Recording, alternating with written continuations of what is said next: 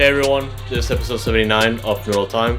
Welcome back. Here with me is a big fan of leaks, OSG. How's it going, sir? Yeah, man.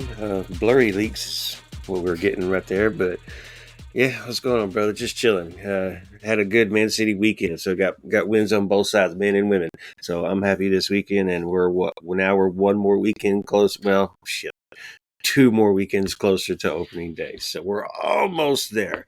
What's going on with you, bro?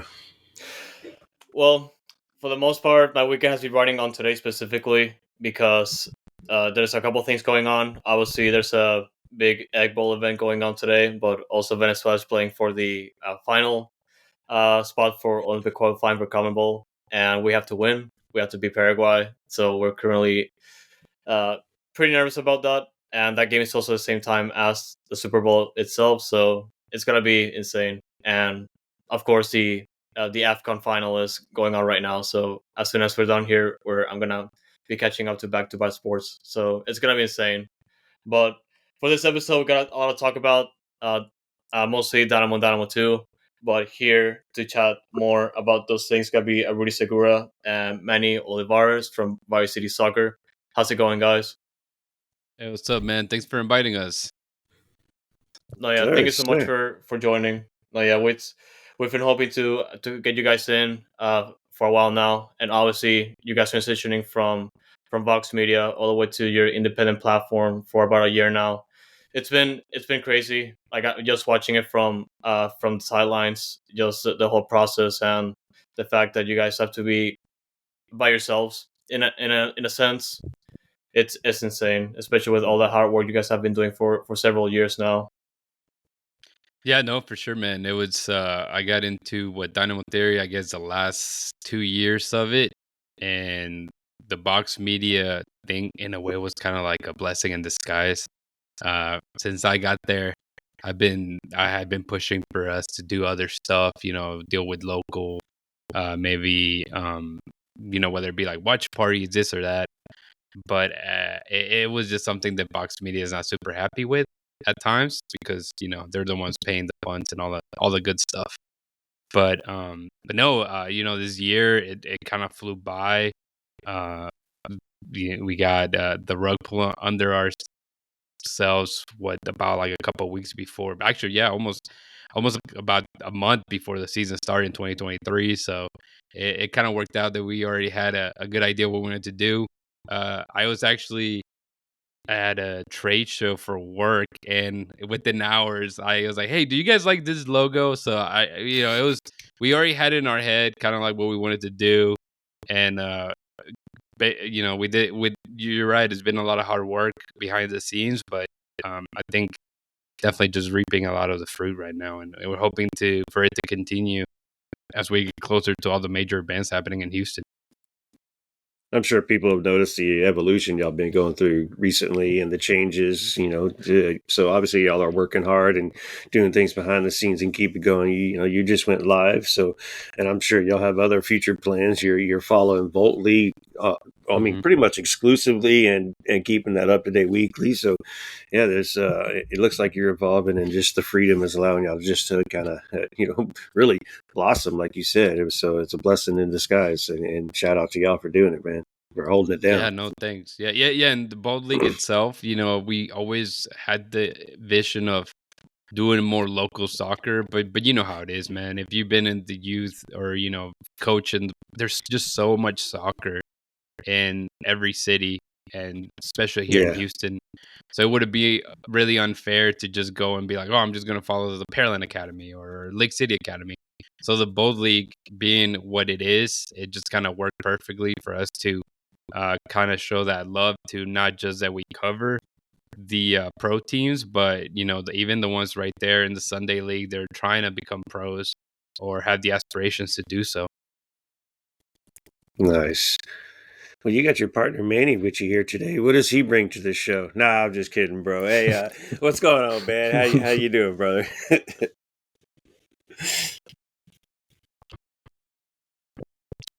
Manny, I think we can hear you. We got some audio issues. He brings silence. That's what he brings. Yeah, man of no words. Wow, man. Yeah. Now we You may can't. have to adjust your mic. If you go to the mic button, you may have to switch your mics just in case. Yeah, check it because mine was also different. Give me a moment. Oh shit! Oh We shit! got you. We got you. Yeah. It's coming Okay. through. We good? There we go. Yeah, I know. I know. There Like, it is. look, on the mic on the right side is the one that was muted, not in the middle, which is weird. No, I would say I just bring banter to the group, so I just basically just like to correct, He's the LAFC Dynamo fan. I like to create You know I how like to create difficult that is to work chaos in the with. group. So it's just that I like to be the one to fight against. But no, but I think like Rudy says, it's been hard work, collaboration. I think not just Rudy, but like many others that in the pot that I think that wanted to stay and still want to continue moving forward. I think that made less of a transition, more just a name change, more than just hard work from the ground. But we kept what we're doing, and then I think what showed us the most is that people still wanted to hear from us. So I think it was mostly what was that encouraged us to continue and even try to do a little bit something more for the community. No, that's great. And like I said previously, it must have been insane with like just the short turnaround last year after uh pretty much just Vox Media shut down its doors for like independent platforms across MLS, and it's just like I have to commend that because like it just the short turnaround has been insane, and and really like it's kind of like something that really inspired us to start Foxtrot and obviously other independent platforms that like to cover the team and as like a personal project, and I have to give credit to that. Yeah, no, and just to add to that, man, you're right. It's a project. I think you see it, especially us to do or see the Dynamo Twitter of some sort. Like there's people want to get into it, but they really don't realize how consistent you have to be just to for people to look at your content or whatever you're offering. You have to be very consistent, and it's difficult to do that whenever you say, hey, I'm going to record once a week. Once a week you're doing this, and things come up, man, especially in the podcast world for sure. But having the website helps a lot. Just being able to we have pretty good writers that have can put down their thoughts and be able to really figure out and grasp what the community wants to know about their team. So, and I think it's something that we don't really see often. Oh yeah, and well said. Um, and with that, we can just get into the Dynamo conversation. In the last episode, we did pretty much to summarize the Dash preseason, and there's not much news going on there. So we just like to focus on Dynamo and Dynamo 2 this time around. And the big one that has been going on like overnight, or like a leak that just broke overnight, was just the fact that we finally have a picture of the jersey. And I guess everyone just knew it's going to be purple, but we do have like some sort of shot of the jersey. It's kind of looks like the prime blue one, like I'm wearing right now, but obviously more orange. And based on the other rumors, that it should be silver as well. And the silver details weren't like as visible in the league, like only because the shot from the one that chosen the rapper that is doing the collab with the Dynamo to promote the jersey next week. He only shows like the shot of the model with the jersey on, and it's not, we can't really tell a lot of details, but we know for a fact it's going to be purple and orange for the most part. And I guess it was expected, and Well, well, we just have to exactly. wait for the details. It's a blurry video, a blurry picture. So you're not getting a clear shot of it. It looks like it's like a first rendition of fake, anyways. I don't know if they.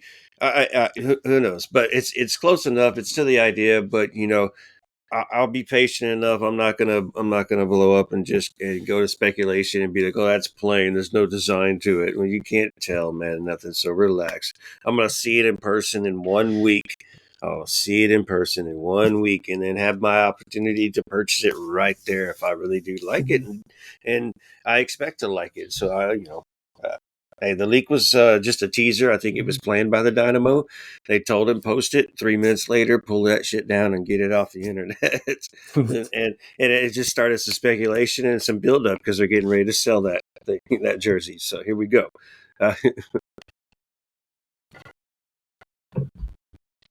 Rudy, what do y'all think? Manny? I think, for jerseys, it's like, jerseys, everyone has different tastes on jerseys.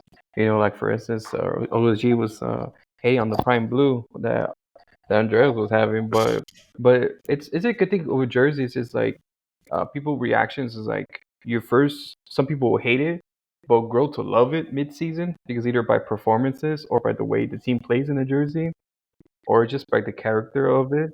It grows on them, and some people like OSG will love them and boom, get them out right off the bat. It's just the way. It also, the colors.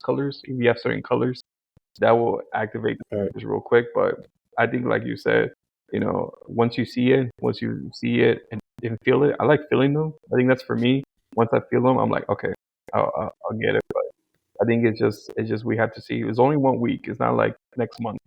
It won't. Right. So you will get it on Saturday, and for sure, everyone's gonna be in line for it and getting that CCC patch on it on the right. Hopefully. Yeah, the purple kind of. We can't say it came out of nowhere, like you said, OSG. We kind of expected it to be purple. The more they infused that color scheme, especially last year, early on, I told the guys at Bayou City Soccer, I'm like, just that away jersey is gonna be purple. Just wait for it. And that was maybe early in the season that we mentioned it. I was fortunate enough to maybe see a small glimpse of that shirt by somebody that shared it, and it's not really detailed. It's almost as much as what it was leaked today. And you guys are right. It looks very plain. It's that purple, purple drink DJ Screw vibe to it, with the orange dabs on it. Personally, I don't care what the jersey looks like. I'm gonna buy it, just because that's just me. I try to get every home and away jersey now. The one Andres is wearing, those are difficult for me to buy because they are very similar to what the other teams wear, right? They usually, when they do those, they'll do like a white and a black, or they kind of mismatch them. So He's got no stars either. Right. Yeah, right. So those I as much as I want to be a collector of all, I usually stay away from them just personally, but I'll make sure to get the home and the away for sure. So it didn't matter what this one looked like, I was gonna get it. But it does make you think, right? Because you look back at the beginning of the Dynamo, it used to be orange and white, and then eventually it went to orange and black, and now orange and purple maybe, from now on. And that they make those jerseys like 2 years in advance. So in reality, they already have that 2026 kid, and working on it. So that it's gonna be fun to see kind of where they move forward with the design of the jersey and the color scheme. But similar to like the new logo, in the beginning, I was like, "What the hell is that?" And I think I've grown to like it more just because I just like where it has the H and the D. I really don't like how it says Houston Dynamo at the bottom.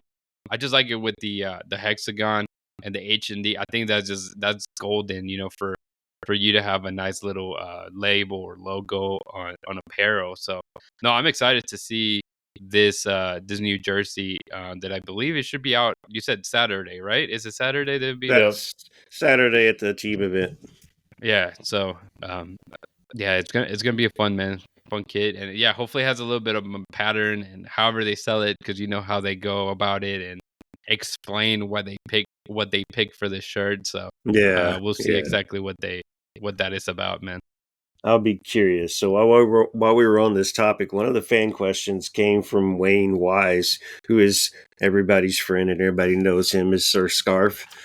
Or I forget what it says on the back of his jersey, but I looked at his Twitter and I said Sir Scarf, and I was like, oh crap, what's his jersey say? made me forget it. But he was the one with the fan question. Obviously, what do y'all think? Now, I want to transition and go to 2A off of what do y'all think, because y'all all just answered that question. But the Dash are also due for one this year. Are we going to play off the same way, or is the Dash going to stem off in a different direction and do their own thing? I think for the Dash, I think like the home kits usually the parrot like to copy what Dynamo has. You know, like La Estrella and El Sol were like kind of similar, just maybe different pattern Yeah. designs. But you know, it's like in their way they kind of pay homage to different respects of both. You know, both different communities. You know, like for the Dash the last 2 years was the city of Houston jersey. You know, with the stars with the Houston city flag. I won't mind a purple one, but it might be like I was looking at because they're copied from Nike, and sometimes their Nike jackets imitates their jerseys for that, and it was a bright blue jersey, so it could be a bright blue jersey. But you know, just because that's how Nike is to match the jersey with the jacket, you know. So, but it might be that option.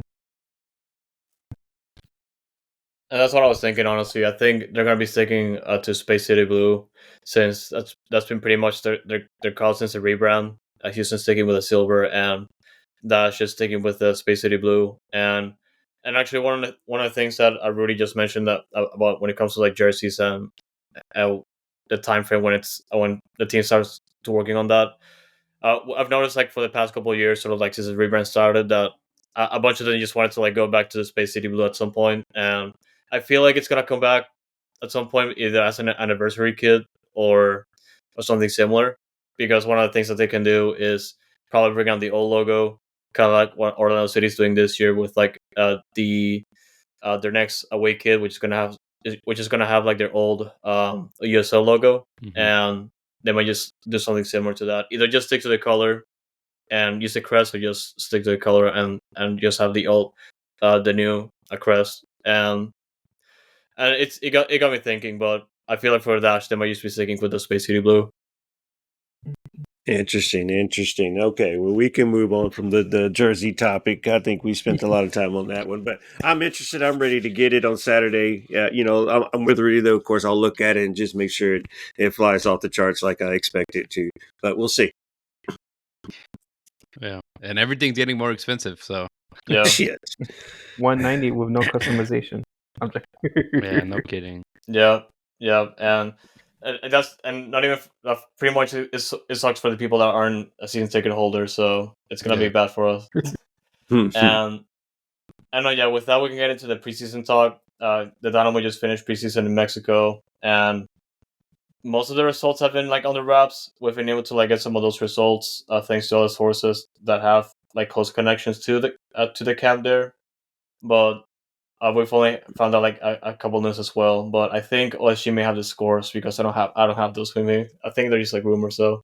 Yeah. The first one was 1-0, then 3-1, and then we lost 3-5, and then the last one was 1-1. And of course, what I don't think people do understand is that these are two segments. They're two different games that they're playing back to back. So it's like they're playing the first team, and then they completely switch at halftime, and then it's the dose and the reserves and blah blah blah playing in the second half, and sometimes they're 60-minute halves too at the same time. So they're playing two 60-minute halves. So you always don't get the information, but from what we got, those were the scores of the games. So very interesting.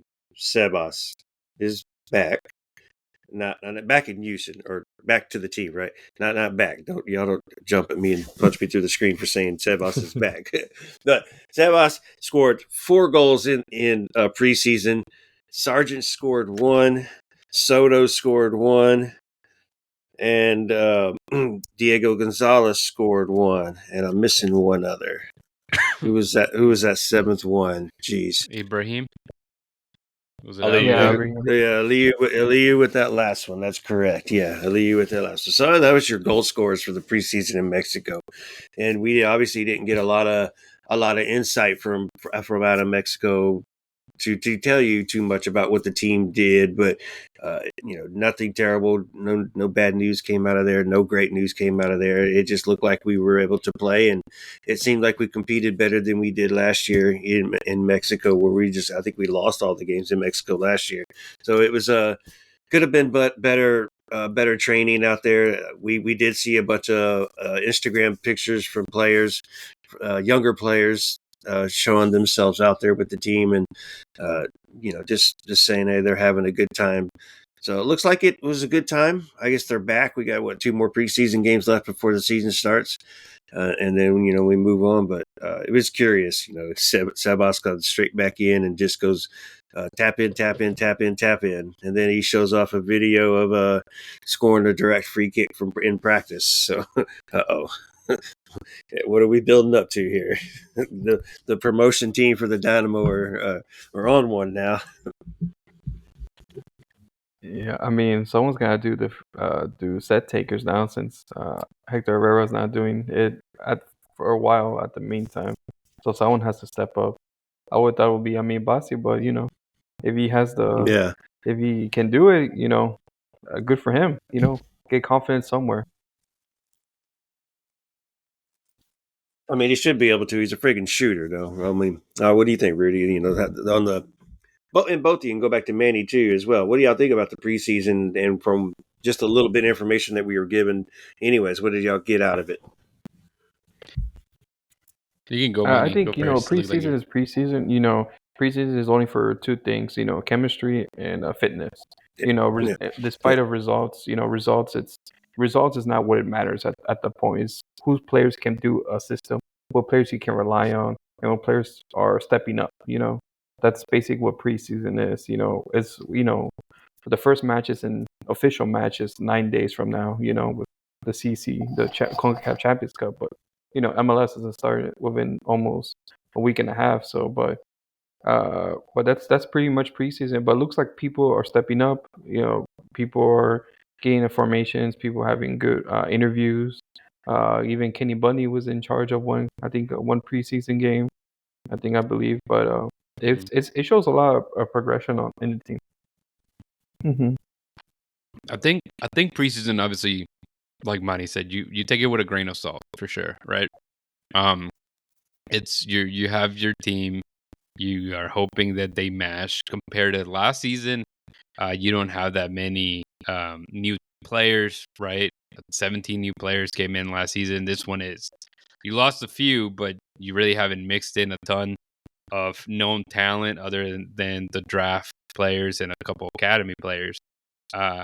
Now, the big difference is you don't have your captain, right? He went down with an injury. Hector Herrera leaves, and he's not even in the States. He goes to Europe for treatment and assessment or whatever they're going to do. So that's a big if.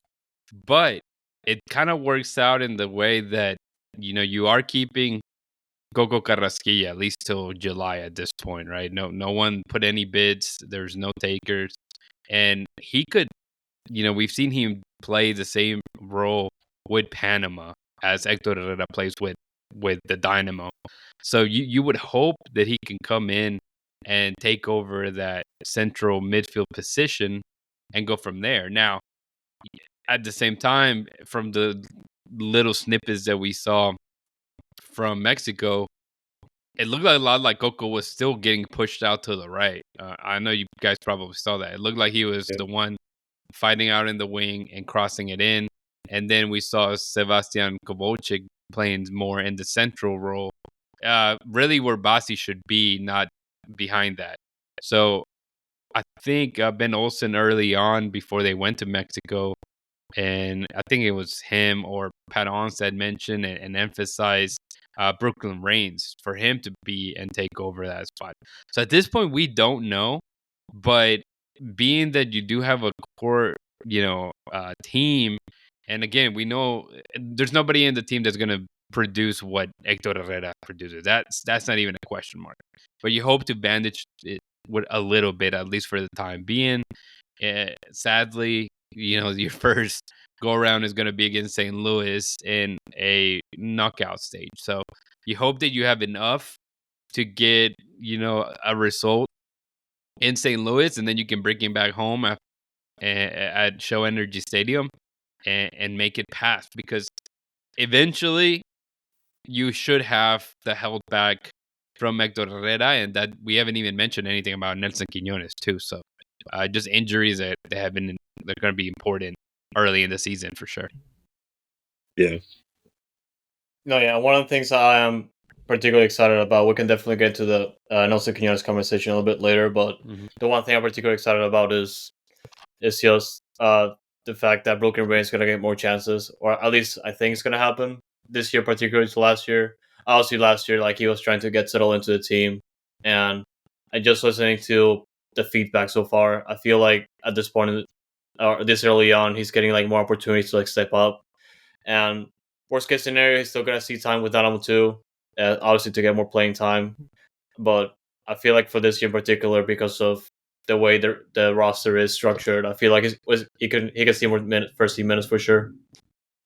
Well, and like y'all said, it's a blessing that Coco stayed, because when the injury happened, we all of us fans, even us in Hinchada, who just debate and talk all friggin' day about nothing half the time, we're thinking Coco takes his spot automatically. Yes, this is beautiful. Thank God Coco stayed. We can wait to sell him now. And what it seems like and sounds like is it's not going to be that. It's Coco's going to stay in his position, and Reigns is going to step in, because I would have thought Coco falls into Ache's position, and then you insert Seba off the bench. You leave Bassi where he's at. You play Quinones on the left wing. You play Sebas, I guess, is going to be your striker over there, and then you move on. But I guess at the same time, hindsight, you can see leaving Coco in his position, because eventually he's going to have to go back to it. So you want to keep him in the scope of that position, and not break him and change him to where it could just throw him off and everything like that. So I do understand it, but like Pat said, and now y'all are saying, Reigns will have to step up fast.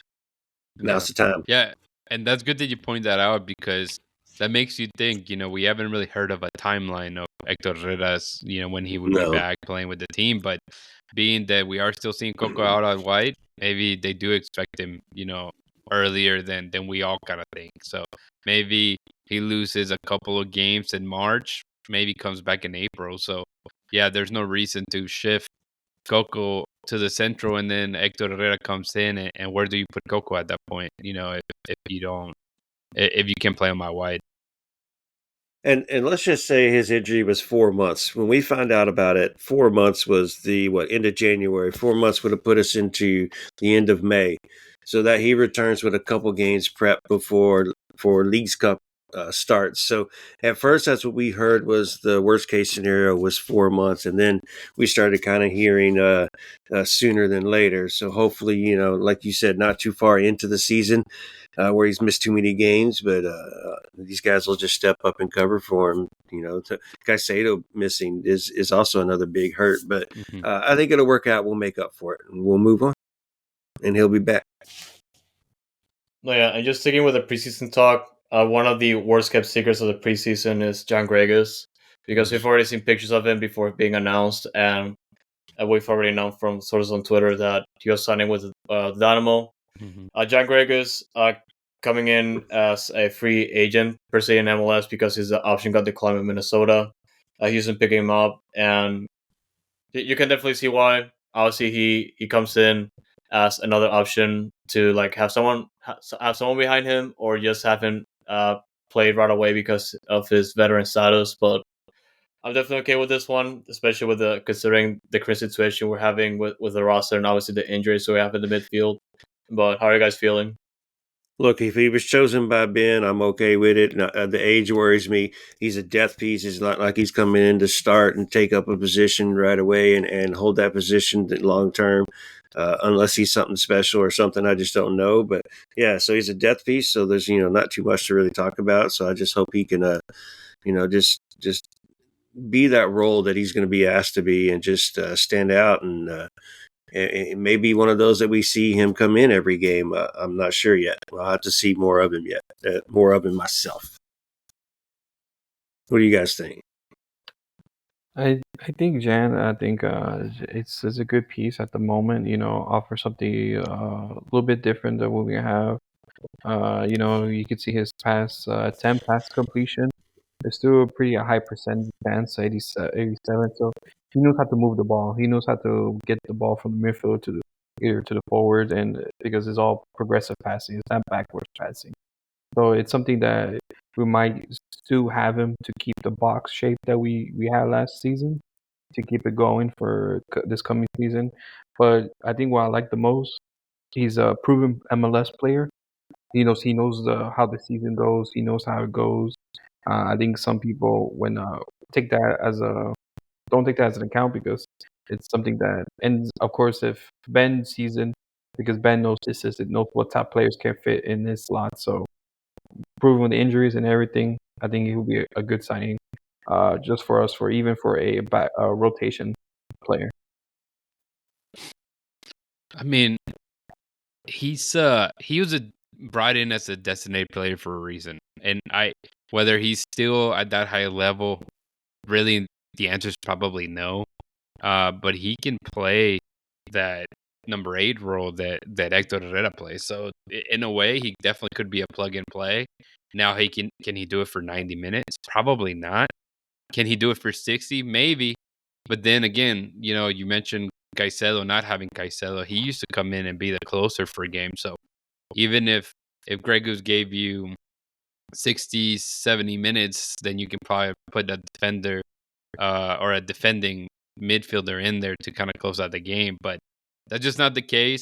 I do still think he's a very good depth piece, and he can definitely provide what you're looking for out of that, 8 on the field, whether it be just having the vision, breaking the opponent with the passing range that he has.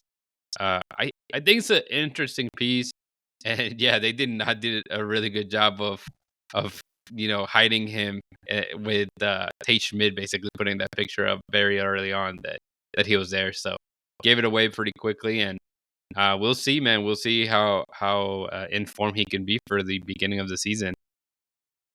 I think, like after y'all both just mentioned, it'll be up to Brooklyn Reigns pretty much. He's going to be given the chance to start there, and if he can't perform correctly, then Grey Goose comes in, and then like we said, hopefully the Achi injury is not long term, and then he can come in and actually give Achi a break at the end of games whenever he's gassing out, and looks like he's losing 10 pounds already just because he played the whole 90 minutes. So I'm okay with it. I like it. Wrestling, bring him in and let's see if he can score any bangers this year, just to get his name out there even more with the fans. And you also got to think as well, because even if he's not a starter, he's still a good depth piece, because we have MLS, you have CONCACAF Champions if we pass this round, Yeah. U.S. Open if we participate, U.S. Open Cup and Leagues Cup. So there's almost more than 60 games, and players will get tired of travel and everything, and of course of injury. So it's a good addition no matter how you look at it. Mm-hmm. Right. Agreed. And while we're in the conversation of depth, the other thing that we can definitely start reporting now is Gabe Segal getting traded to the Houston Dynamo from New York City FC. That's the report coming in from Tom Bogert this week. Definitely depth piece for sure. He's probably gonna be coming off the bench for the number 9 spot. Obviously, when it comes to depth in the center striker position, it's been a topic of conversation because obviously Sebas is staying. We also have Aliyu, but that's pretty much the options that we have based on experience. And yeah, obviously Corey Bear being missing is gonna start igniting that conversation on who gets to start and who gets to rotate in between games. So how are you guys feeling? Look, Corey Bear's not missing. He's in Cincinnati, bro. Yeah, he got paid. At least he kept the same amount in his payroll. Just moved to different teams. So that's always a benefit. But I was gonna ask or add, sorry, to the Seagull. It should be an interesting one. He did get I think he scored twice in like 600 something minutes. So he didn't play much, but he was able to get some goals in. And from what we've seen, it looks like he has a good hold up play. He was apparently pretty decent when they needed him to come in for the starting striker for New York City FC. So, but the questions are gonna be he has been all over the place. I think he played in Germany for a little bit, and whether he's only 22, so right, I think he went from Germany, or he comes from DC United, if I'm not mistaken. That's the academy he came out of. So, but Ben Olsen has to know him of some sort before all this, right? Played in New York City, ended up going to was it Israel? Is that where he went, Manny? Yeah, Tel Aviv. Yep. Right. So he's a 22-year-old. They say he has the potential, just a very raw and inexperienced player. So should be a very different player than what Thor provided, which I love Thor, man. I'm kind of sad that he left. He was just like, no ifs and buts. I'm gonna hit the crap out of this ball. Hopefully, it goes into the net. And at the time, I don't think we really had anybody that could do that. And maybe I still don't think we have anybody that can do that. But I think this kid could be, if we're all thinking that Sebas Ferreira is gonna be the starter, and Aliu's gonna maybe play on the wing because of Nelson being out. So he's gonna be your second, second on the depth sheet to Ferreira at this point. And look, what we got out of, and when I say we, I say it's usually somebody in La Hinchada Discord goes out and does some research and some scouting or some talking to fans or whatever. So this time somebody went out and they talked to some NYC fans. Actually, I think he said they came to them and just said, "Hey, man, this kid is great. We love him. He's our third string guy, though. He just can't get no minutes. He's an absolute workhorse in his work rate and this and that." And I was like, okay, this just sounds like this is Ben's kind of guy. And then Rudy adds that he came out of DC Academy, so obviously this is Ben's guy. He's molded this kid to be the type of striker he wants, and here he is. This kid's ready to shine now, so he'll come in and he'll back up Sebas, and we'll see if he can create and get in there and learn from the team and maybe score. They go, hey, first year, maybe 5 to 10 goals out of him. I say, okay, 5 to 10 goals out of him, and then after that, you get more. So, and do clarify for the people out there. A lot of people were asking, "Is this a U22 player?" He's an American. Like, he won't count as a U22 player. He is cheap. There you go. But it was a good trade. I don't even know what we gave up for him. I'm sure it was just Gam or Tam or whatever the hell it was. It was Yam. Could have been Ham too at the same time. Maybe we sent something. But I'm interested to see what this kid can do. Once we finally get to see some video of him playing with our boys, and I think it'll work out. And we'll see. Maybe he'll get him a late goal to get his name out there with the fans as well, and they'll be like, "Oh wow, who is this kid?" Yeah. But if they listen to the shows, of course, they'll know who the kid is already. But some of them, they just forget to listen to the shows. They just go to the games and try to figure everything out on their own. Oh yeah, and the last thing I wanted to say about Gabe is that is if he is willing to run, he's gonna get on Ben's good side. So he might start sooner or later, depending on how things turn out. But we'll see. Yeah, during the past couple of weeks or so, there's been those news, and also coming off this week is shortly after we posted the last episode when we covered the dash, they made official the trade of Chase Casper getting sent to Chicago Fire in exchange for a third round pick for the 2026 draft, I think, or 2025. I can't remember correctly, but I think that's all they gave up, and I'm sure OSG is not happy about it. Hell yeah, man. Sorry, I'm supposed to be professional and not celebrate, but yeah, I celebrated. I'm glad he's gone. I'm glad that contract is gone. I'm glad that's out from under our friggin' belts. And he just was taking up a waste of space. He was taking up a waste of space on Dose when he was playing for Dose. Oh my God, get him off the friggin' team. I hope they shipped him out and then announced the news and did it that way. And did it in opposite order. He tried to sabotage the U.S. Open Cup, man, and he couldn't do it. Man. Get him out. So thank you, whoever made this, whoever called and said, "Hey, we want Chase Gasper." Thank you, stupid. I mean, thank you. Hey, does Matt Jordan work for Chicago Fire? Is Right, that who it is? He's a consultant, a private consultant. Yeah, learning from the That's my best. thoughts, man. That's my thoughts. Thank you, thank you, thank you. So No, yeah, I was definitely not a fan of Chase Gasper, especially last year. He did not make a great first impression, and the fact that he just went straight to Dynamo 2, I felt like it said a lot. Granted, there was like a lot of competition in the first team, but still, like it was just disappointing. Chase Gasper sucks. Move on. Yeah, I guess we can get into the sad note. Nelson Quinones. I'm pretty pissed about this because Nelson Quinones stayed with the Colombian national team for the final game of Olympic qualifying, and he actually started this game for the first time. And And I'm upset about that. Yeah. before you go any further and get into the detail of all the crap, the final game, Colombia was eliminated. Now, Mhm. Quinones was not a starter and not getting much playing time with the team. And when they were eliminated, a bunch of those starting players said to say, "Hey, I'm going back to my team," or they got called back or whatever. So it was an opportunity for Quinones to step up into the starting role for Colombia and them allow to see him and him kind of get his feet in the door with the national team in the future. So there's that context of it, and then we get into the actual game. Sorry, continue. No, yeah, and it's good they put you mentioned that context because I was gonna say it the other way, but it's just disappointing for me because I'm angry about that because of this a meaningless game. Of course, Quinones will have to get injured in a pretty bad play that he got involved, and the injury itself is not looking good because he might be missing the rest of the season. We still have an official word on that, but it's starting to look like that. So the unofficial word that's coming around, or just like sneaking around your unofficial "I'm a doctor" assumption, seeing the video, looking at what it was.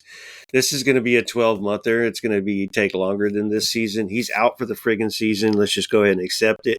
Put that in your mind, and then if you hear something different, you hear something different. So Quinones is out, and he may be out longer to where he might not even be ready to start the following season as well. So this could be a career ender even at the same time. So who knows? It was just ugly. It was horrible. That leg did not bend accordingly, and just if it's the worst of the worst news, then Jesus, that sucks for him. Everything was just going up the path and doing such great things for him. And obviously, we're going to miss him on that left side and the potential that we would have had out there. So, yeah, horrible news, man. Horrible news, man. What do you guys think over there, Rudy and Manny? I think it's bad timing. Bad timing. I think as anyone who wants to play for the national team, you have opportunity. You want to show your best. You want to show you, of course, of a knockout competition. It's technically a meaningless game, but for someone like Quinones who wasn't playing much, starting an opportunity, you want to give your best. But sadly, that's what happens in a sport, any sport. Any game you want to, you're always risking an injury, and this happens to be not at the right time for Houston, going into preseason and going to enter just a week away from the regular season and having a gaping hole on the left now. Well, it can be filled, but no one's going to have the same quickness and ability as, Quinones has demonstrated, who has grown. I think he has grown so much in the last 6 months in this game. And so this will be something that is going to be missed and has to be filled in. Yeah. Yeah, I mean, I think I've said it. It's just the worst for it. It's a gruesome play. Very unlucky that he takes that very high jump, and just when he plants his foot, it just, like you said, it doesn't take a doctor to know that that's really bad injury. But I think you put it into perspective, guys. Quinones can't in 2023 started the season very, very bad. Like, he was just bad. It wasn't until maybe a month before his loan was over that he came out of nowhere and just destroyed that left side of the field, right? score a couple goals, got himself assists, and he gets he did it in a perfect time. Obviously, the clubs end up signing him permanently, and if we're being honest, it didn't last that long. It maybe lasted maybe another month, maybe another month and a half of seeing the grade he was doing. And he slowly started retracting back to the original Quinones we saw in 2023 and into the playoffs. I think he didn't really do much towards the end of the season like we hoped he would have done. And you could see that, especially against the game against LAFC.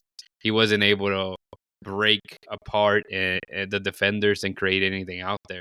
With that being said, it is a very, injury that does affect the team, but he wasn't at the time your best player, if that makes sense.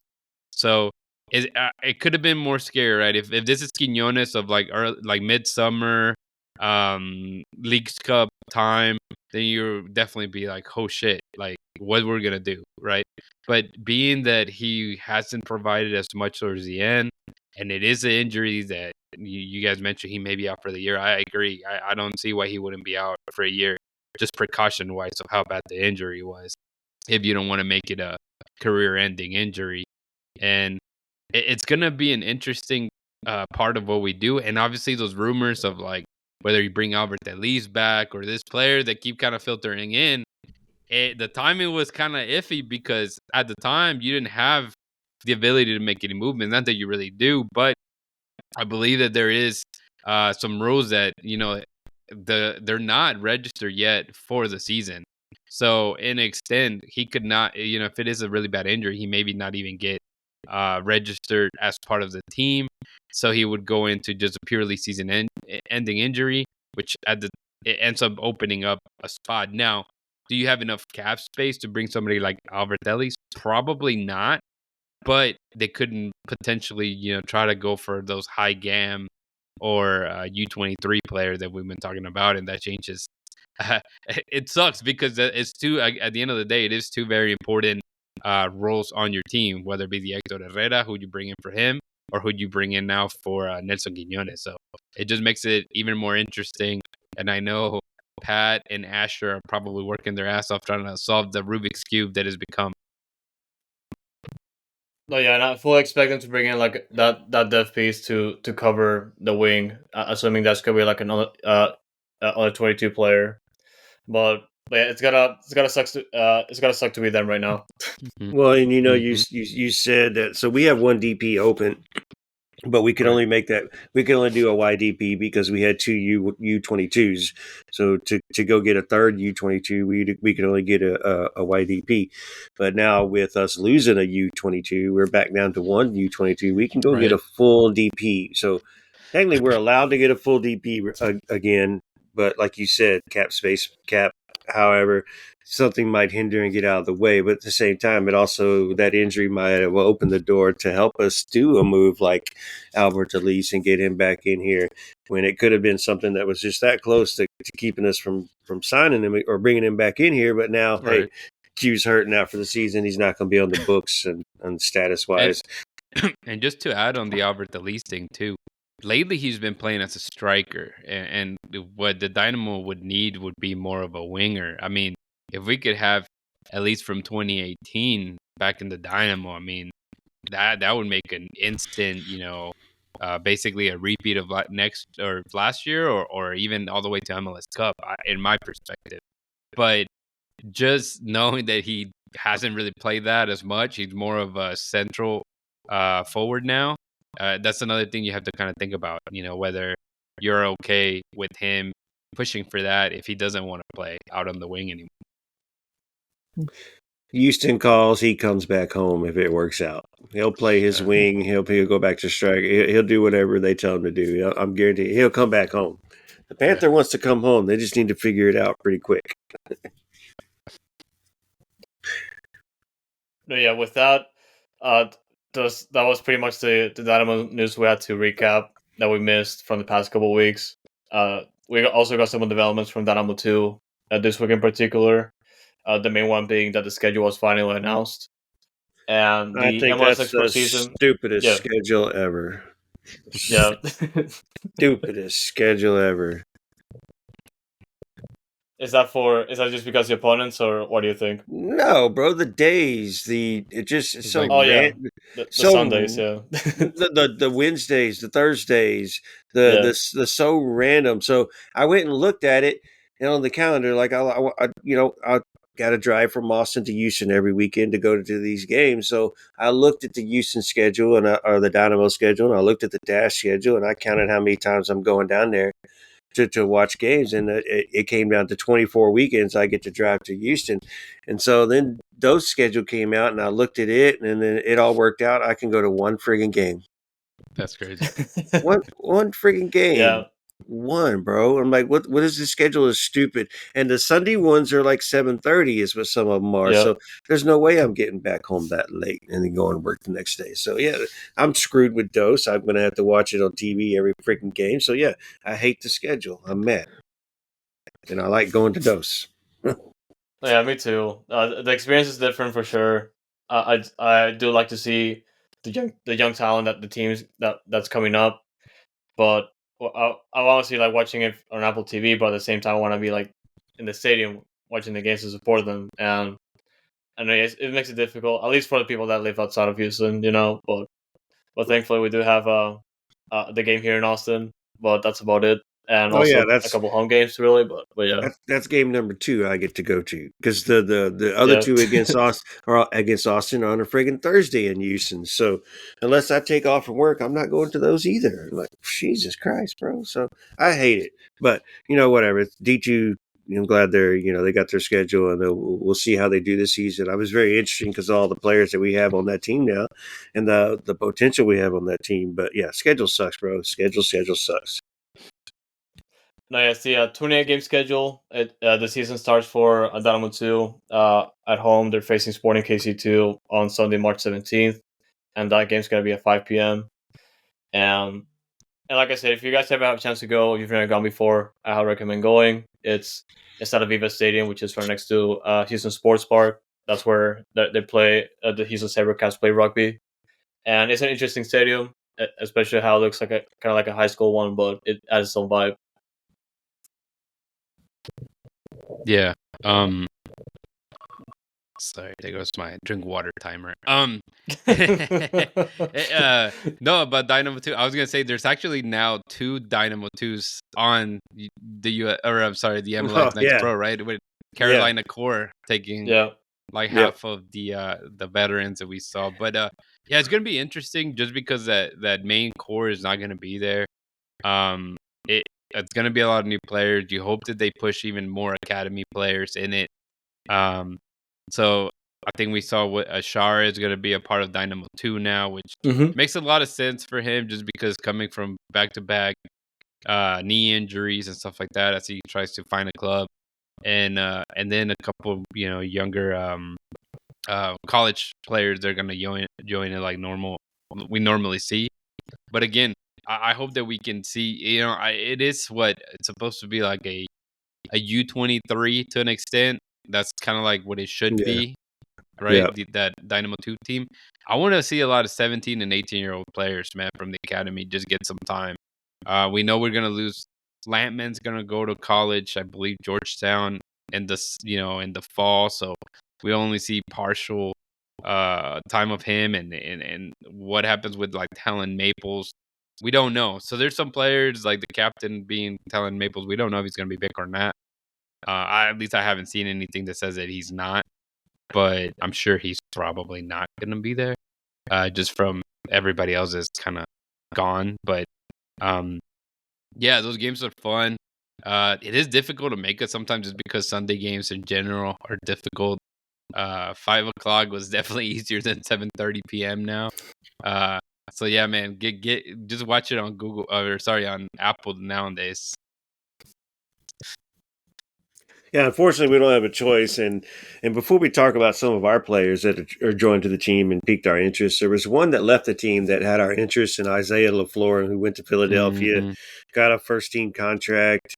And we were excited for him, disappointed to lose him. And basically, in the first week of training, he goes and blows his knee out, and he is out Yeah. for the season. So, unfortunately, the kid is has gone and messed his knee up and missing a good opportunity this season. And so we wish him the best of luck and a healthy return, and hopefully he can get back out there and get his opportunity back and before he loses it.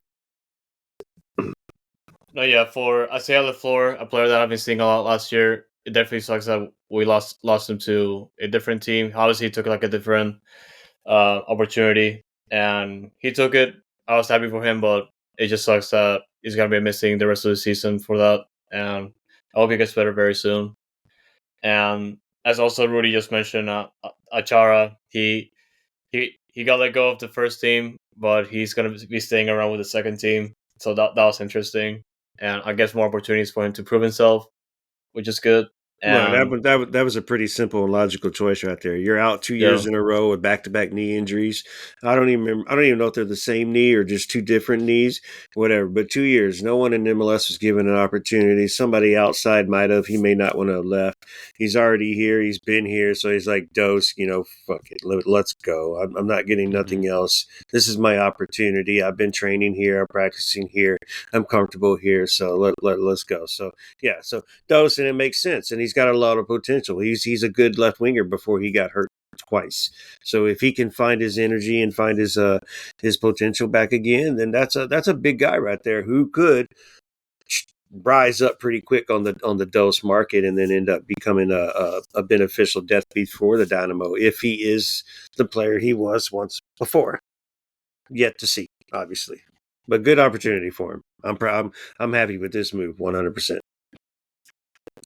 no, yeah. And the thing about Chara hasn't been officially announced yet. Like he's showed on his Instagram stories that he's still with the second team. And the same thing goes for Femi Aguadesu. He Mhm. he's a defender for Penn State that went to the last Super Draft unpicked, and he was offered a deal to stay with Dynamo 2 this year. Yeah, that one hasn't been officially announced yet, but we do know that now because he posted a video on TikTok about like 2 minutes long, explained the whole thing. Which, if you haven't seen that video, I was impressed like at the amount of detail he went to. Like, okay, guys, because he went undrafted. He signs with the Dynamo. He pretty much records like his trip to Mexico because he went to with the team to preseason there, and I was just impressed with the detail though. But It's one of yeah, we those. now know that he's going to be It's one of Dynamo those too. follow my journeys, and you're going to come back for another episode. Yeah. No, yeah, those haven't been announced yet, but it's pretty much safe to say that they're going to be with Dynamo 2 next year. Hey man, with Dose, real quick for you guys, with the super draft signees, if neither one of them make the team, with these two pickups right here, with Diego Gonzalez on the team, like you said, Lampman, you have Sebastian Rodriguez holding up the CDM position, 16-year-old that's going to make the Dynamo team here pretty eventually. He's got one more year before he goes on that homegrown contract, and then I'm pretty sure he's gonna shoot up the friggin' markets. But man, there's a lot of potential and a lot of value right there on that Dose team where, they could be a run and gun team and somebody could stand out. I expect somebody to stand out from Dose this year to make that rise to Dynamo, i.e. it was Mikel, but he did that the year before. And then last year is when he got his chance with Hadebi out.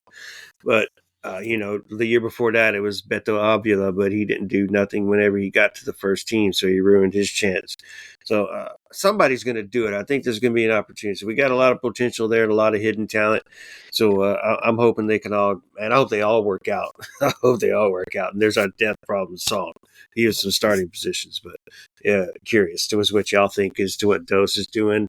And I think, like you said, nothing's been announced, but I'm pretty sure when we walk into HSP on Saturday for the last Dose scrimmage, they'll hand us a piece of paper with all the names on it, and whoever's there is obviously not going to be on Dynamo because Dynamo have a game that night too at the same time. So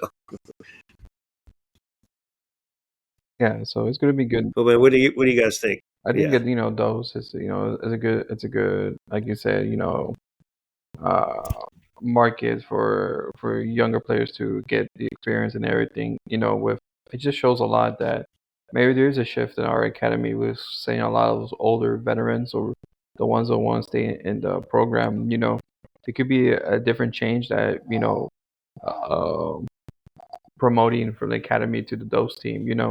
So you never know. We won't see until maybe the week before what's the final roster for those who's on the Dose contract. But I think Kenny and Ben are always on the same mindset.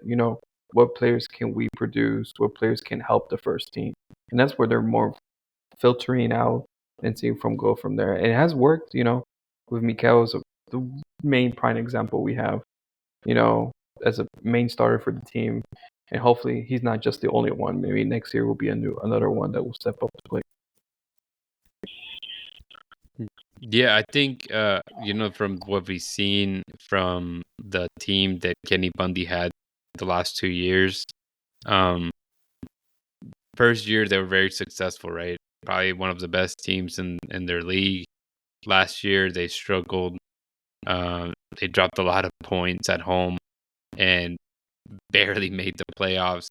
But this year around, I think I would be okay if they don't even make the playoffs, to be honest. Just because the talent that is there is not 25, 26-year-olds that should be playing in a pro level, whether it be in the MLS or USL at that point, right? I think they're all guys that were very likable, like Jacob Evans, right? Really a great player to see out there. But 25, 26, you guys know, following the leagues around the world, at that point you already have like 150 caps for whatever first tier team you're playing for. So I think at this point and that's why I mentioned the whole, I would love to see more 17 and 18-year-old kids playing in there, just so they can be out there and get meaningful minutes, knowing that they legitimately have a chance of playing for the first team, right? Whether they become the next Dynamo legend playing out of the academy, we don't know. Granted, we really haven't really had anybody do that from the academy that is set up right now. But yeah, I mean, seeing all these guys, I completely forgot about Diego Gonzalez. That guy, he plays very well, and he's kind of in that fine line of like, are you too old for the next level? I don't think he is yet, and he does have something different that we haven't seen, which is a guy that is not afraid to kick the crap out of the ball from long distance or from close, right? And that's something. When's the last time we had that with the Dynamo? I mean, maybe is it Adam Moffat or Brad Davis that was not afraid to just take a shot from distance. And so players like that they still have to sharpen their tools and get better to try to make it into the first team, but have something different than the others. I think those are guys that you hope they can make it. And again, you hope that they can be there for longer. But even if it's like the Dynamo start seeing like, hey, there's a homegrown come in, play a couple games, and then they get sold. Come in, get a couple games, they get sold, and then you hit on one.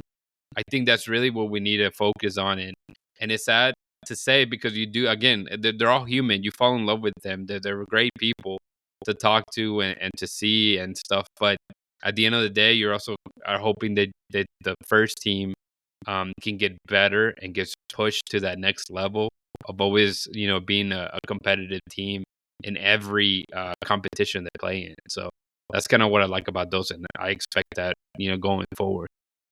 Yeah, for sure. Oh yeah, and that should do it for the Dynamo 2 talk. I think we still have a couple questions that we can go through, OSG. Yeah, well, real quick before we get into those questions, I wanted to ask Manny on the dash, man. Fran Alonso is finally arrived. Now, yeah, I guess we say finally because he has visa troubles and he wasn't allowed into the States just quickly. So the team took off over to Tucson, Arizona, and it looks like he was able to meet up with them at the same time and hit ground in Tucson. And just from like the 15-second video we've seen, he looks like he's a very active coach. He's a very personable coach, and he's a very personal coach as well. So he gets there and he talks to the players, and he's very involved in the practice.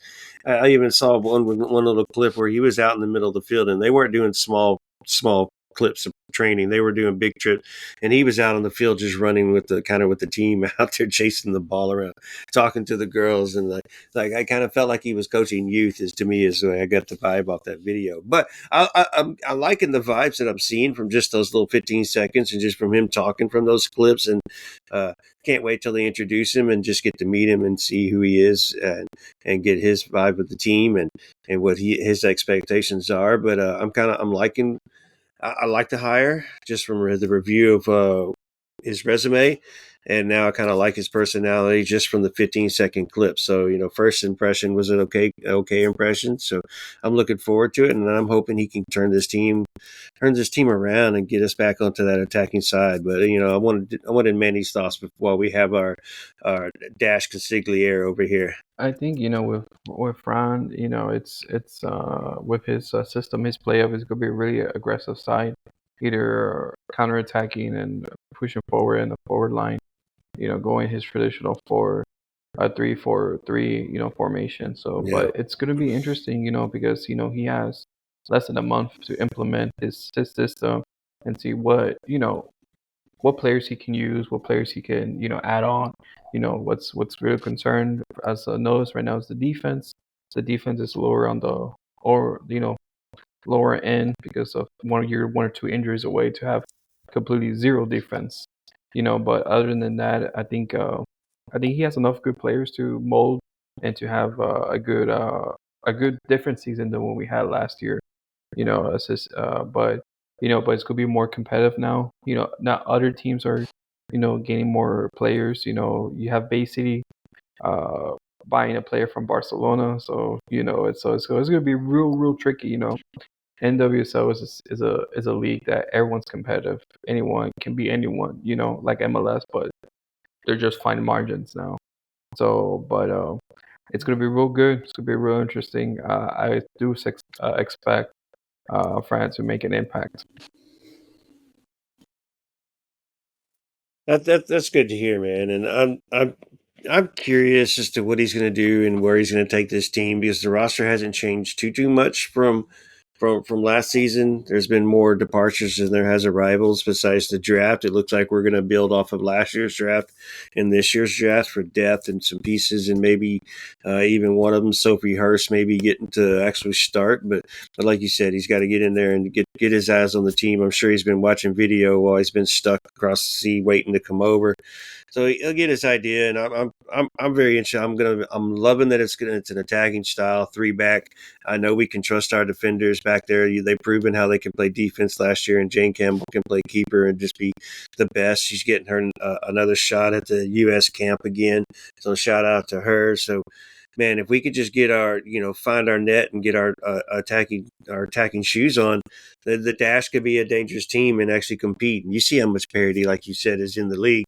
And everybody was so close. I think 10, 12 points was first through 10th place, separated first through 10th place. And so it's crazy how close everybody can be. So if you could you be consistent, you can be competitive and make that run for the NWSL title. So I'm liking it. I'm very curious and interested to see what he's going to do. And I can't wait to get this season started off. I don't know if Rudy has any comments on Dash or if he wants us to move on. No, for sure. I think it's exciting when you get a new coach in general, right? And when you see somebody like Fran, it looks like he has the passion and the tactical awareness, and obviously he has a couple of trophies under his belt. Something that was a big miss with Sam Lady. I think defensively, he had the team scheme very well. But as soon as he went down in the scoreline or it was a 0-0 draw, he just had nothing to help the team going forward. And sadly, just from what I see, and thanks for letting people know. Like I don't watch every single Dash game as much as I want to, but My bad. just the way that I see it is just the players that we have right now. I just don't see that they have enough of whatever you want to call it, whatever it is. I don't think they have it to compete with the rest of the teams out there. I think they just lack a lot of the creativity and the flair Maria Sanchez, she'll do a couple nice little step moves and maybe score a goal or a nice cross, but it's not consistent. And because of that, I still think that they have a lot to work on. And who knows? I mean, they struggled. They made the very first playoff. Was it 2 years ago? Was it? Yeah, Yeah. 2 years ago. Yep. And they kind of went back to the same thing this year. And um, I I don't want to be the negative Nancy, but I think it's going to be a lot of the same this year as Fran gets this everything kind of working his way, because I'm sure he's going to have a lot to say.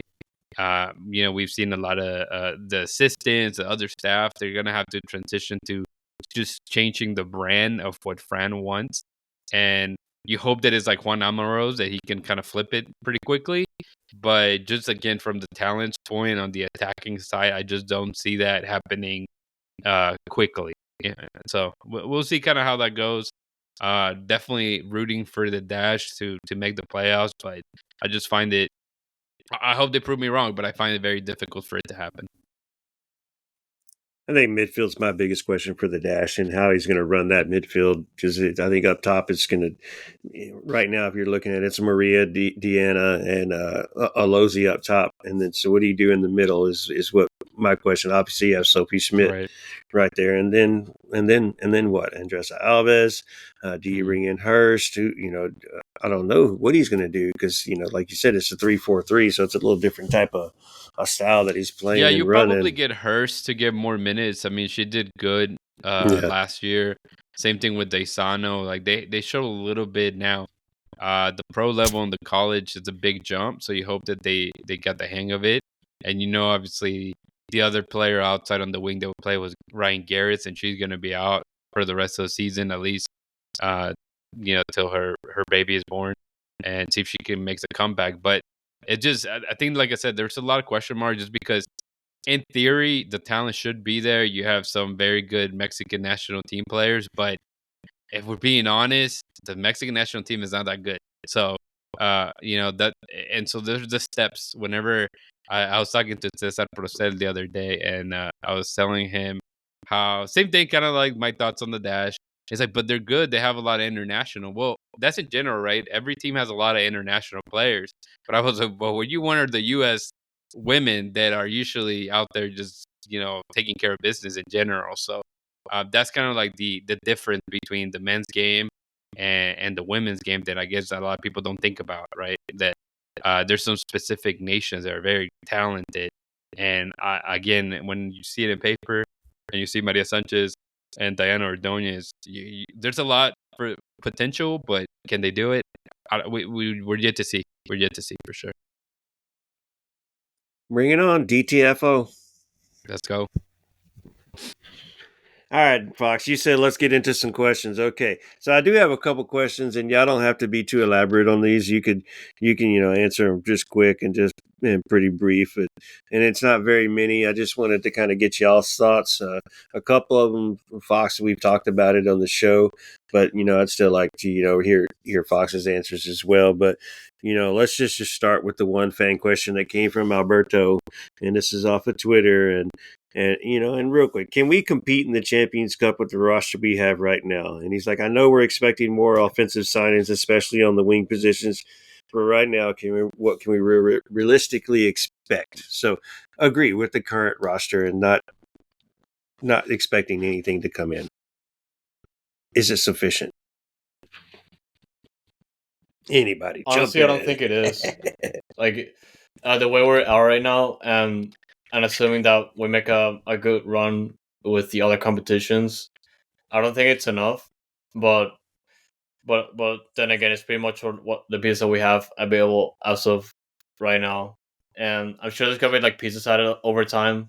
But just considering Conca Champions as like a tournament that's gonna go through like halfway through the year, and I'll, not to mention if we happen to like go against any of the Liga MX teams, assuming that we make it all the way, because we're just going to be facing MLS teams. But either way, it's going to be insane. Yeah, I think it's in the first round. We just hope that St. Louis is not in their A games, doing preseason mode mentally. Not having their players, up to speed. Hopefully their last season was a fluke, and just not perform as well.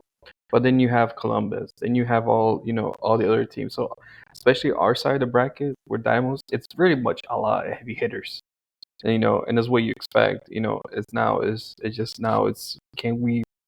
I think we can hit the first round, beat the first round. After that, it depends. When is the next dates? When is the next? And who's in form? And and especially if we win, we're going against Columbus. So there will be they'll be added to make a run, and they'll have an extra few days to rest and get their momentum.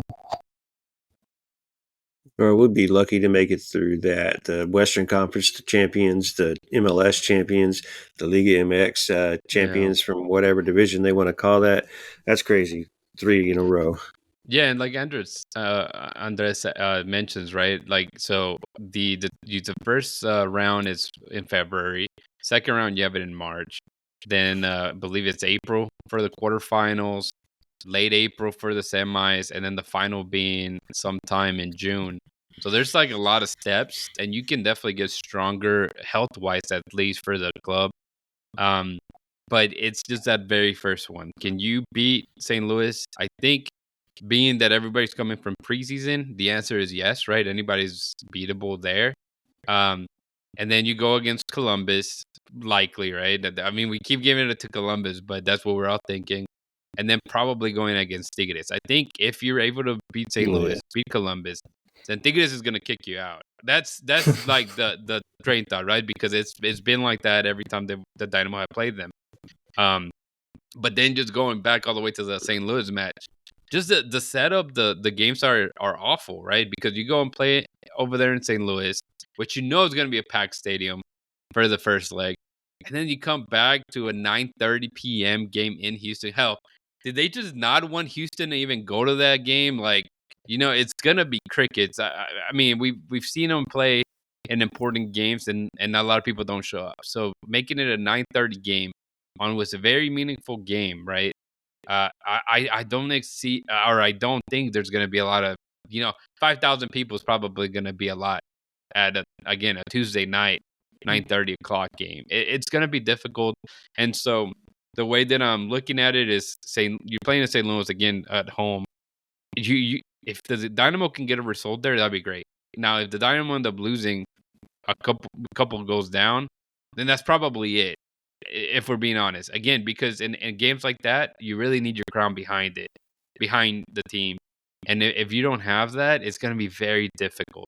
And so that alone right there, it's already very challenging, and a lot is going to be asked from the Dynamo. But you know what? I think they do have the right mentality. I think they're going to think like, hey, we're underdogs, just kind of go with that mentality and prove somebody wrong. So the first step is just to get out of that very first round, just because, who would have not liked to play like a Honduran or a Nicaraguan team or a Salvadorian team, but you got literally one of the best teams from last year on your first round. So right now, how it looks with the injuries, I think they can compete, but I don't know if it's going to be enough. I really don't know. Again, hopefully that's not the case. Hopefully they win, but that I don't see it. Agreed. All right, man. So next question. Sebas returning and Sebas getting the playing time, and it really sounds like that Sebas is going to be the starting number 9 for the team. For the time being.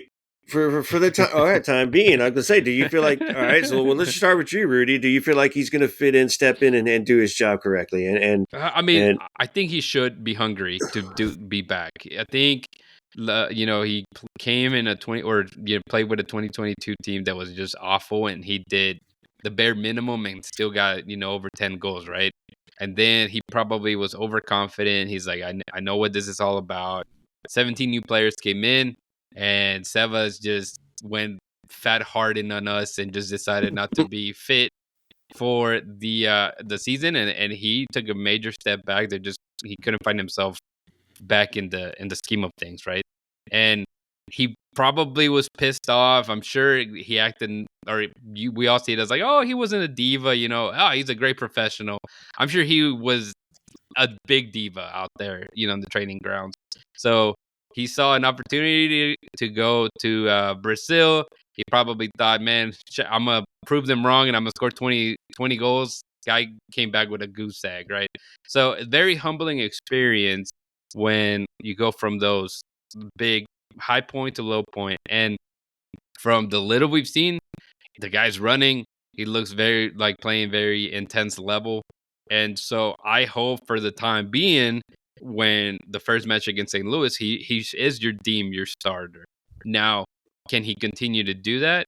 We'll find out. And also, you have to remember, you don't have Hector Herrera there to be and pushing you, forward. And so we have great vice captains, if you want to call them that, be Steve Clark, Arthur, players like that. But Hector Herrera is a whole different level, and I'm sure he's going to expect a lot from Sebas the second time around. Yeah, I'm Through that, what are your thoughts, pretty Manny? much echoing Rudy. I think once you're going through that horrible experience of like going things your way, and not getting the result, you're kind of more receptive of doing what the coach of your home team wants to do. And sometimes now it's up to you.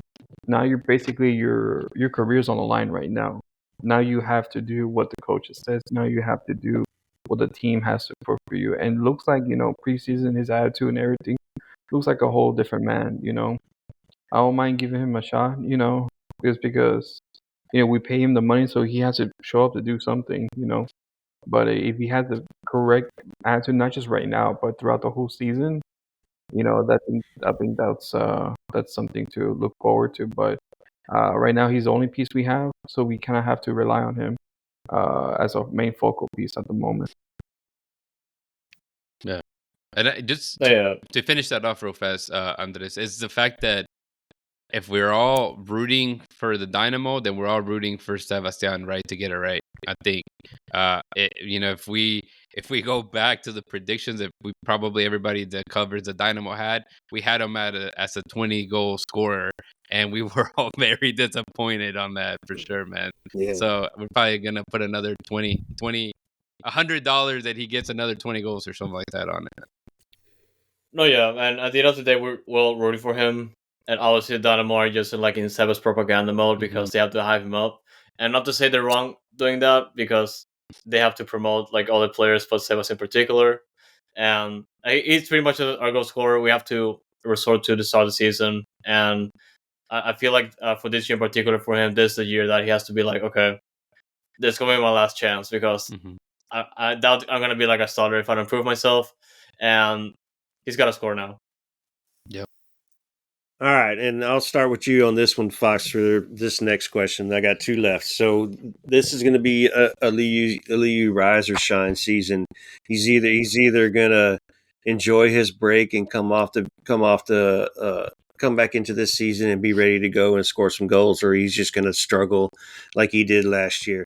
Now, granted, this is we thought that he was going to be either our starting striker, because we weren't sure about Sebas, or either he was going to be the backup starting striker. We had Quinones on the wing. With Quinones out in Colombia, he's been practicing with the team in Mexico on the left wing and been playing on that side during the scrimmages. And it turned out to be beneficial because, as we've talked about, Quinones got hurt. So now it looks like Eliu is slated to be the starting left wing. Is he going to be able to maintain and function and be efficient on that left side? I'm sure he can. And is he starting caliber? I think he is. We've already seen him last year. It's just a matter of him finishing the ball. He definitely knows how to find space. He definitely knows how to try to dribble the ball forward. We've all seen it last year. It's only a matter of finishing, and finding some luck there, I guess. But yeah, he's ready, I think. And with the off season and obviously the preseason now, he definitely got some well-deserved time off. It just going on back to back soccer last year, and I'm looking forward to him. I wouldn't say he has the same pressure as Sebas, but he's got some pressure for sure. That is for sure. I think once Abraham, when you come in the middle of the season on MLS, you try and find your footing, you try and find everything. And to be honest, he did what he can and try to adapt real quickly within the 2 or 3 months that he was in.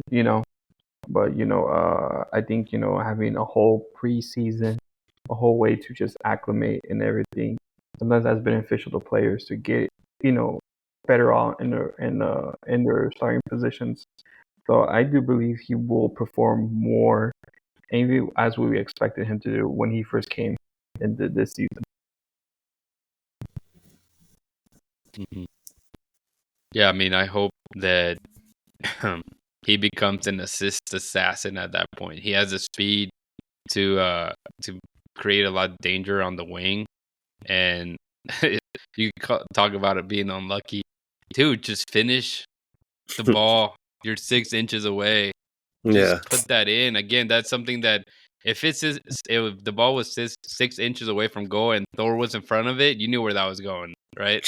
And with Ibrahim, that was the frustrating part because you're like, he does everything right. He plays off really well, away from the ball.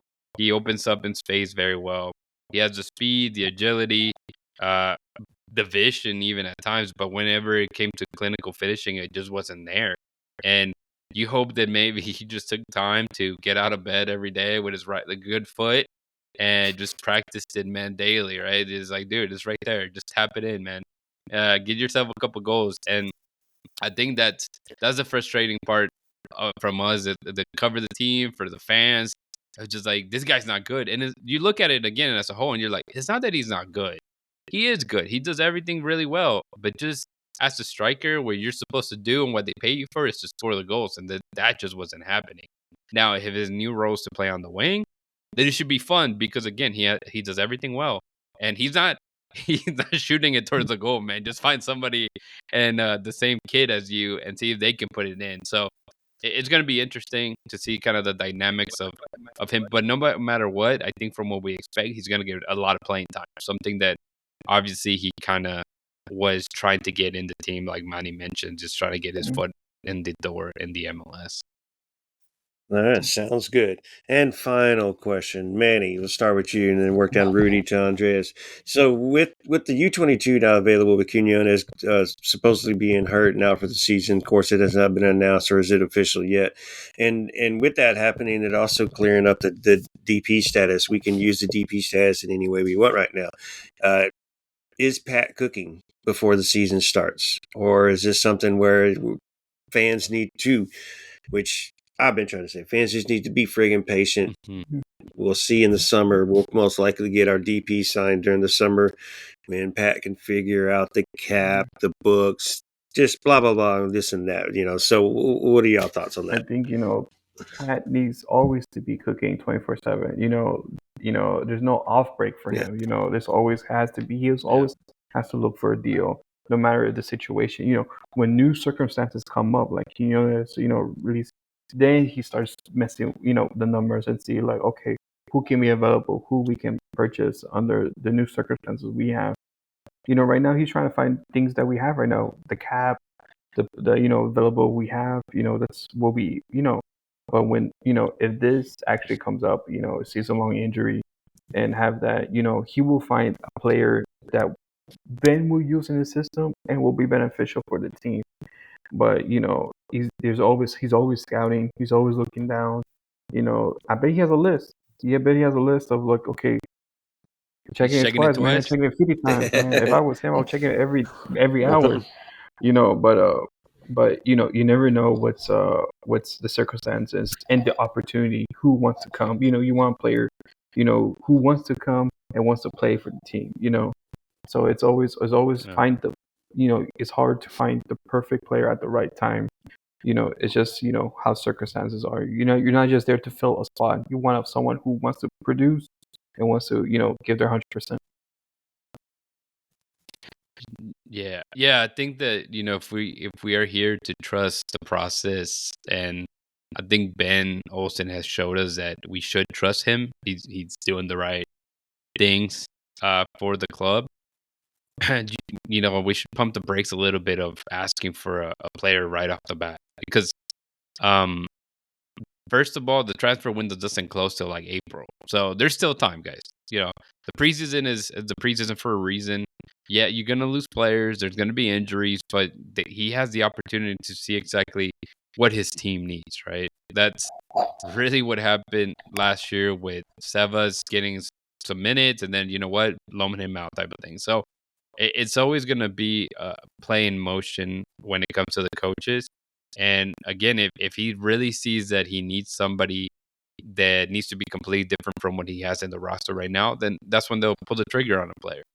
But if they don't really see, a giant alarm bell to make them get somebody just for the hell of it, it's fine. And also, you're right. There's so many salary cap issues that they're running into, so they have to be really, really smart with everything they do. Because again, just because you got Messi and Luis Suarez, look how that's going for Inter Miami, right?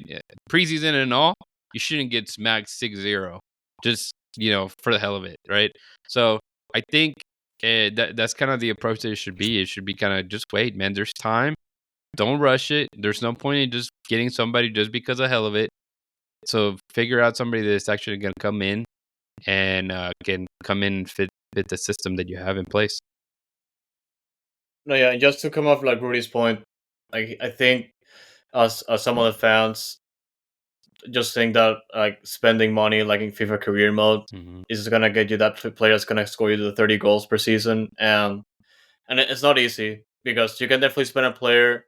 The prime example is just Lorenzo Insigne coming in for Toronto FC, and he's out the door. Like he did nothing, and people just the way he was typed up like as his player that's gonna break the league, like Jovinko did. He didn't do anything, and it's hard to find to spend like those amounts of money and expect that return because there's a good chance with if you find that talented player, just based on the amount that you spend, like he's gonna make a return at some point, and it's tough to do that. And for us specifically, like not a team that doesn't like spend that much, we have to be careful where we put all of our resources. And just coming off last year with the type of turnover that we had, and just trying to play by the league's rules, it's tough for them. And with the way that the last year went and the way they're doing business right now, I trust them, and it's just a matter of just being patient and let the product go. And they know what they're doing. They clearly demonstrated themselves last year, and like not even like on the field and off the field, and I still trust them to this day. Yeah, I mean, we can all agree that the Tiguinho thing was definitely a fluke, and we put it all all on Pat Onstad for sure. But I think again, the issue here is just trusting the coach, and I feel like the coach has enough experience to get things right. Yep. So Well, guys, appreciate it, man. That Q&A segment was brought to you by the Sir Supporter Group. Thank you all. If you're not in a supporters group or if you stand in the supporters section, hey, hit us up, join us, DM us. We do the pregame watch parties. We do the away watch parties. We go to Houston. We go to Dallas. We go to Austin. We're going to DC this year, y'all, for the away day. So, hey, man, y'all, join a group, man. Have some fun. Look at us, just four right here. Come on, if you like these four guys, you're already in. So, and then also you got La Hinchada Discord, man, where we sit there and just talk and debate and just talk. There's a lot sometimes, but if you're interested and you want to talk soccer and you want to talk Dynamo, even Dash, even Dos all the time, the world game, let us know, DM us, and we'll get you into the Discord. But guys, that's all I got, man. So Fox, if you want to ask these guys their good info, and then let's get us out of here finally, I think. Yeah, Venezuela's about to start, so I gotta head out. But yeah. Rudy and Manny, obviously, thanks so much for joining us. Can you tell everyone where to find Bayou City Soccer? Yeah, man. First of all, thank you guys for the invite. You can find Bayou City Soccer. Check out the website, BayouCitySoccer.net. And all our social media handles are exactly the same. So Bayou City Soccer, go like, subscribe to the YouTube channel. Yeah, check everything out. But and Christian does it better. Yeah, he does have it better. But yeah, make sure to check it out. Obviously, the content there is for the Houston Dynamo Dash and Dynamo 2, but we try to do a little bit of everything. And obviously, we have a lot of international tournaments, starting with the Women's Gold Cup this next week. It starts next Thursday. Yeah, starts next. Yeah. So Yep. so anyway, so you'll see a lot of that content as well there. So man, thanks again, and thanks for the invite. Manny, anybody for you? Any shout outs, anybody? And I want to shout out to OSG for the invite and for everything, But I think as always, I think preseason we're just excited for the season to start. I think we're all just goosebumps, jumping the gun, but I think just relax, enjoy, go next Saturday, get your jerseys, and then wait for the first game to start, and after that, let the journey take us where it needed to take us. Well, Rudy, Manny, from Noodle Time, thank you very much. You're getting my H's up. Yeah. Thank you guys so much for tuning in, and as always, Noodle, y'all. H's. So